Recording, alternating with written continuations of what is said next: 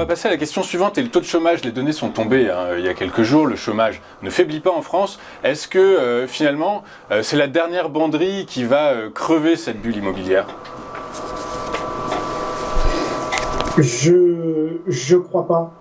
Je crois pas parce que le chômage finalement c'est pas une variable fondamentale quand on regarde l'évolution du marché immobilier depuis on va dire le milieu des années 90, donc de 1995 à aujourd'hui, quasiment 30 ans, on se rend compte qu'en réalité le marché immobilier est relativement insensible aux évolutions du taux de chômage. Alors ce que je dis est à relativiser.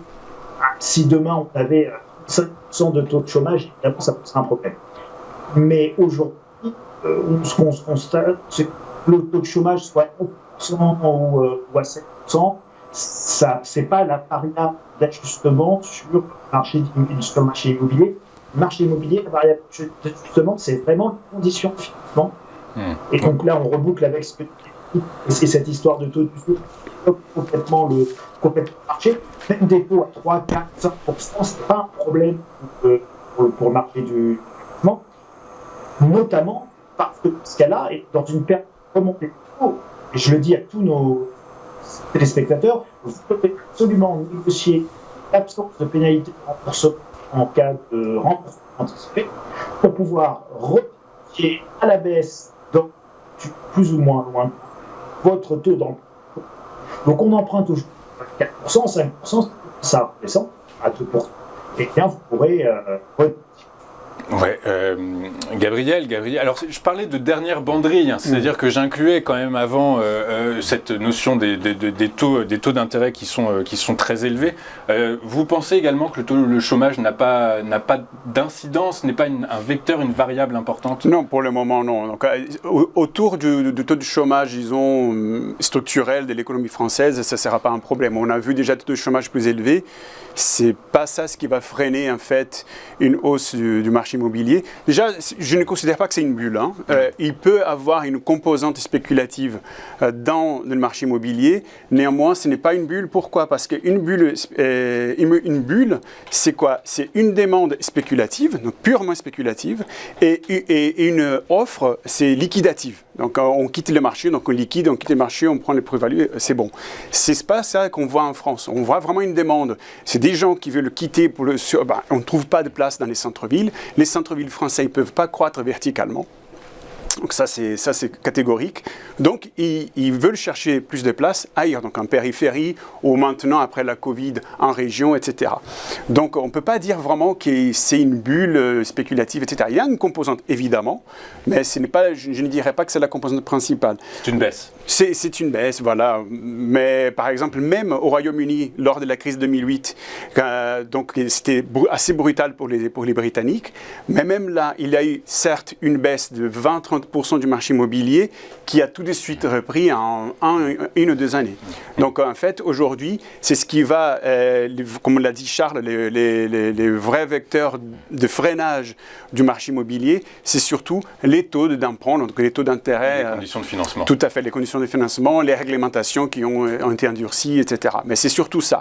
Après, les chômages, comme l'a dit Charles aussi, c'est seulement si le chômage est brutalement à la hausse. Oui, pour ceux qui n'auraient pas entendu, alors je pense que vous exagérez un peu, mais Charles, vous disiez 35%. Voilà, mais évidemment, c'est quelque chose que ça peut arriver. En Irlande, lors de 2008, c'était 25% de chômage, tout d'un coup. Tout d'un coup. En Espagne. Voilà. Bon, écoutez, on croise les doigts.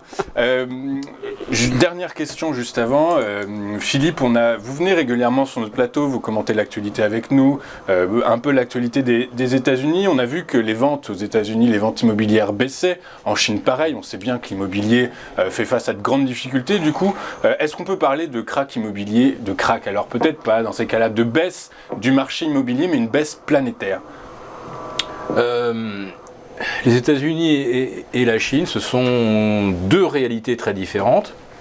Ce sont deux versions de krach également différentes.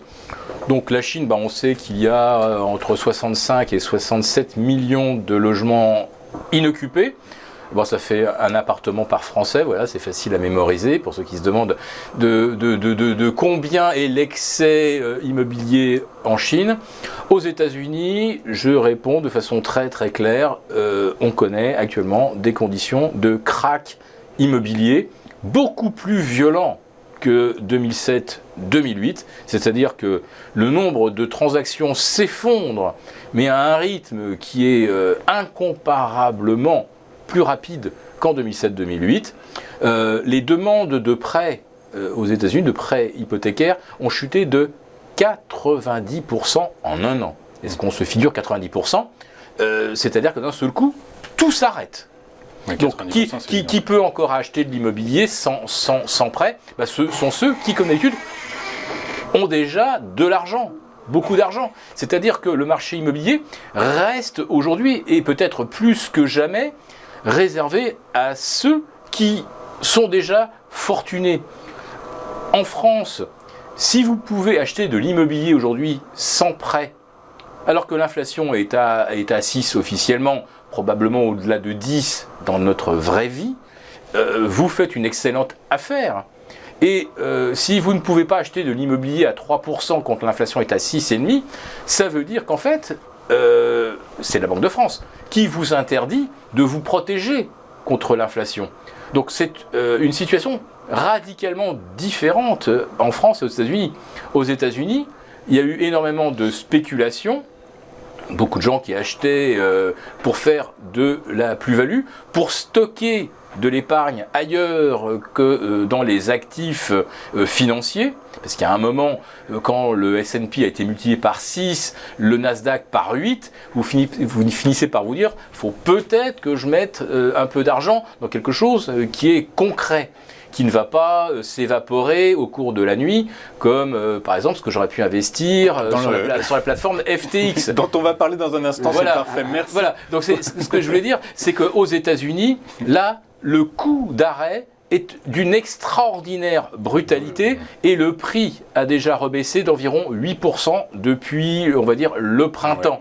Alors ça reste encore en légère hausse par rapport à l'automne 2021, mais on est là sur quelque chose dont les marchés, pour l'instant, n'ont pas encore pris toute la mesure. N'ont pas encore pris toute la mesure. Messieurs, une question à laquelle je vais vous demander de répondre par vous, pardon, c'est la première question, celle qui nous a été posée par notre auditeur.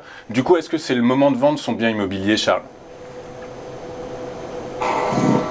Peut-être d'un oui, peut-être pas. Merci. Gabriel. Je dirais, ça dépend de la réalité de chacun. Hein. Merci beaucoup. Et Philippe, donc oui non. ou non? Non. Voilà au moins quelqu'un qui se... En France. Non, en France, ouais, c'est ça. Merci beaucoup, messieurs, pour cette première partie dédiée au marché immobilier. On se retrouve dans un instant et on parlera du scandale qui secoue l'environnement des crypto-monnaies. À tout de suite sur TFinance.